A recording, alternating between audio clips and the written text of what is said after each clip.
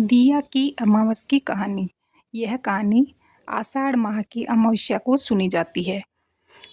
तो सुनाती हूँ मैं आपको ये कहानी। एक राजा था, उसके एक बेटे बहू थे।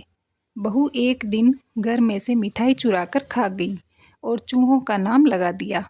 ये सुनकर चूहों को गुस्सा आ गया और सोचा इसको सबक सिखाना पड़ेगा। एक दिन राजा के घर में मेहमान आए। रात को चूहों ने बहू की कांचली मेहमान के बिस्तर में डाल दी।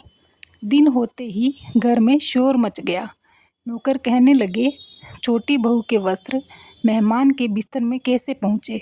सब उसकी तरफ उंगली उठाने लगे। उसे घर में से निकाल दिया।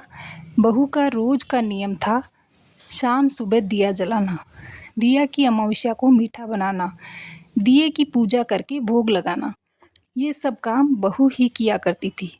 जब से बहू घर से गई, किसी ने दिए की अमावस्या की पूजा नहीं की और न ही भोग लगाया। उसी दिन राजा शिकार कर घर आ रहा था।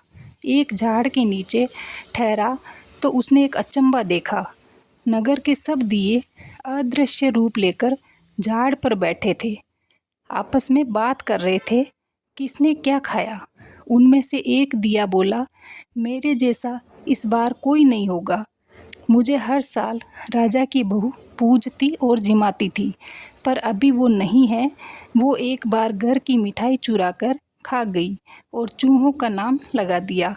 चूहों ने गुस्से में आकर उसके वस्त्र मेहमान के बिस्तर में डाल दिए। घर वालों ने उसे निकाल दिया। वो ही मुझे पूजा करके भोग लगाती थी। वो कहीं भी रहे, सुखी रहे।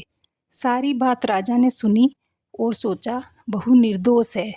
उसे नौकर भेजकर वापस बुलाया व माफ़ी मांगी और घर में वापस पहले की तरह सब कुछ आनंद हो गया।